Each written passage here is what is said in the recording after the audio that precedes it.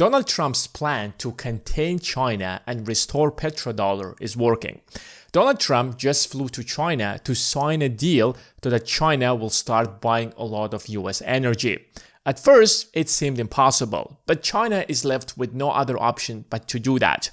Since Donald Trump took office, his main objective has always been to contain China. He started the first trade war, and then he started the second trade war, and now he started the war against Iran. All of these actions has never been against Iran, but rather the goal has always been China. Because if we make China dependent on the United States for oil, then the United States of America will be holding the costs. At this point, China holds the costs because China controls the rare earth minerals, and the United States needs them to build the most essential technologies. But now if China will be dependent on the United States for energy, this is the most important resource. Without oil, China will not be able to run their factories. China will not be able to continue growing its economy. And that's why China is not going to take over Taiwan. And China will open the access for the United States to keep buying rare earth minerals because United States can deny China its most important resource. And that's how the United States is going to stop the rise of China. Another goal, of course, was to restore petrodollar because petrodollar was collapsing.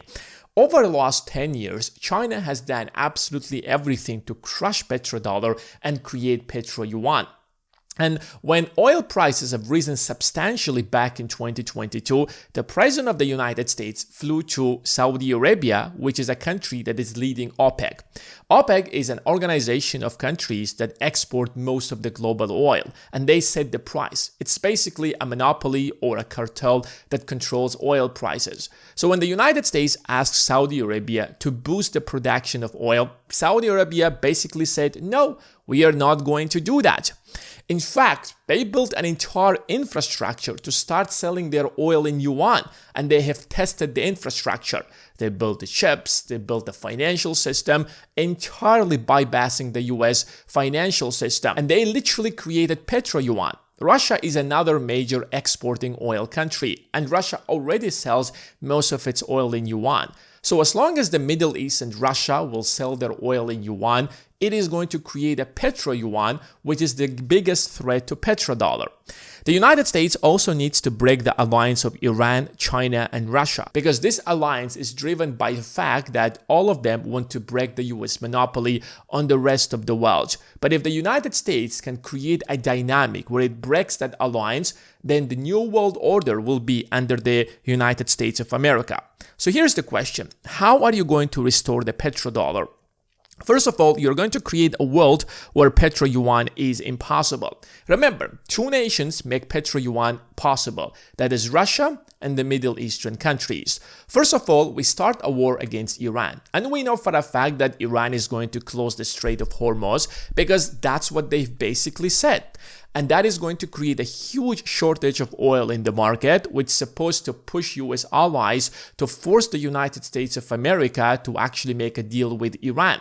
But the United States has done something very different. The US has imposed its own blockade so that now Iran itself can no longer possibly sell their oil with the Strait of Hormuz. And that also means that the Middle Eastern countries such as Saudi Arabia and the United Arab Emirates now entirely dependent on the United States. But here is the catch. It doesn't mean that not a single drop of oil will leave the Middle East. Now, Saudi Arabia can still sell a third of their oil through the Red Sea. And the United Arab Emirates can directly bypass the Strait of Hormuz to the Arabian Sea. But there is one problem. There is the US Navy, which means that forget about the petro-yuan. They can still sell a third of their oil to the international markets, and they can sell it exclusively in the US dollar. But that oil is unstable. Why? Because who knows, maybe the war will continue the next day. And that's why countries such as Japan and China, they need somebody who can reliably keep selling them oil. That's why the United States of America is boosting its oil production. At the same time, there are other US allies such as Brazil, Argentina, Venezuela. These nations are entirely dependent on the United States, and the US is forcing them to boost their oil production. The United States totally controls the Western Hemisphere. So as long as the rest of the world will depend on the Western Hemisphere for oil, the petrodollar will continue to exist. And the Middle Eastern oil, the insurance to get that oil out of the market will be so expensive that only the United States of America can actually manage it, which is why many nations will simply stop buying that oil. But here's another thing that you have to understand about it. A deal with Russia is about to be made as well.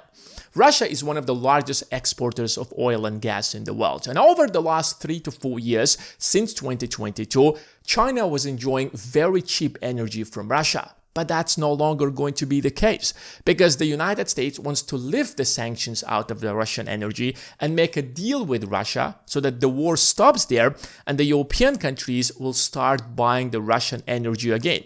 Of course, it's not going to go back to how it was before 2022, but a substantial part of that energy is going to go to Europe. Why?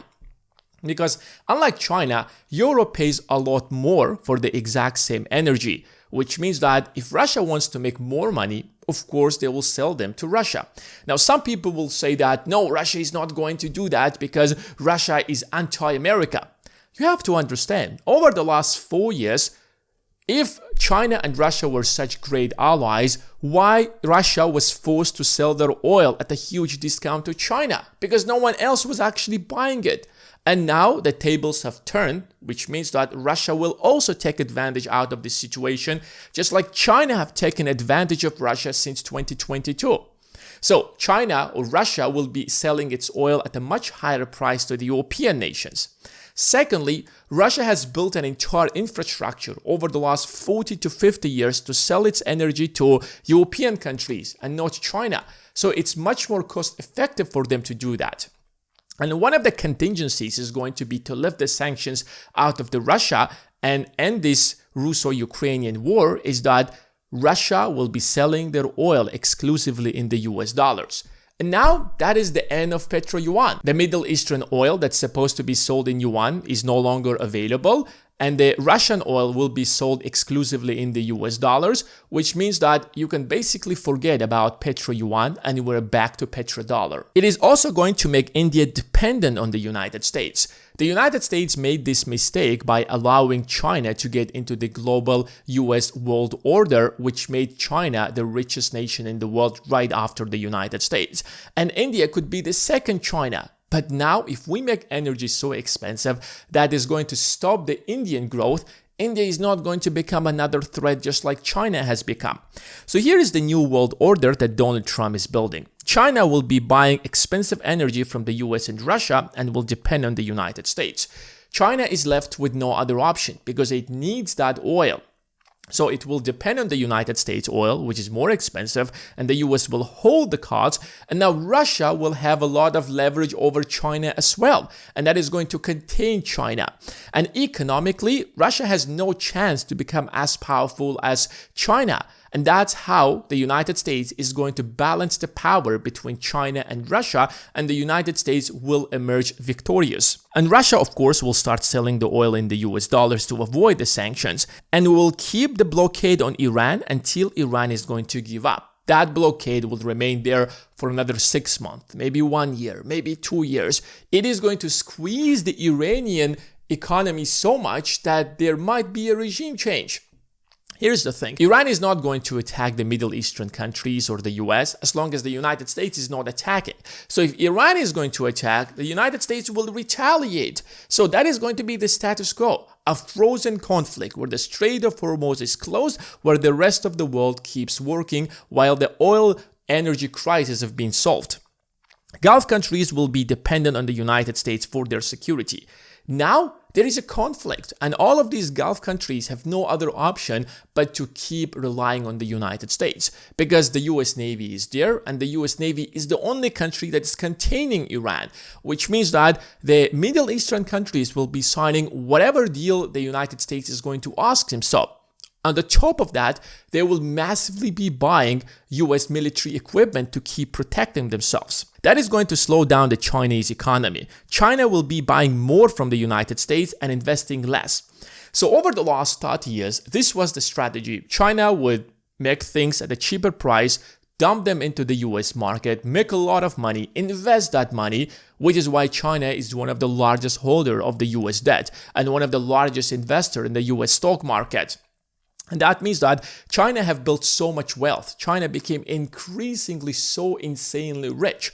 But now with this strategy, the gap is going to be closed over time. Why? Because China will be buying a lot of US energy, which means that instead of investing that money, China will be forced to spend that money on buying expensive US energy. And that's why the path to wealth is exactly what China has done, is making money and investing that money. Because the more money you're going to invest, the richer you are going to get. But the United States does not want China to start to keep investing. But that doesn't mean that you cannot possibly invest, because everybody at the end of the day knows that the path to becoming wealthy, the path to building wealth, whether it's for individuals or nations, is to make money and invest that money. And it also means that no more cheap energy for Russia, which is going to slow down the GDP growth in China. And China's Belt and Road is going to fail since China loses Russia, Iran, and the Middle East and Europe. What was the goal? That we're going to create the new world order that is based on China, and Iran is going to be at the heart of it. But now Iran is under the blockade, and that blockade will continue who knows how long. And the only way this blockade is going to turn around is when there is a regime change in Iran. Secondly, Russia is now getting closer to Europe because Russia needs that money to reboost their economy after this war. And the entire Middle East is under the control of the United States because of this war. And now because Europe will be getting that cheap energy from Russia instead of China, European countries will try to create or boost their manufacturing to be able to compete with China. So the world balances itself in such a way that keeps the United States at the top of the game. And here's the problem, that high oil prices hits China harder than many other nations.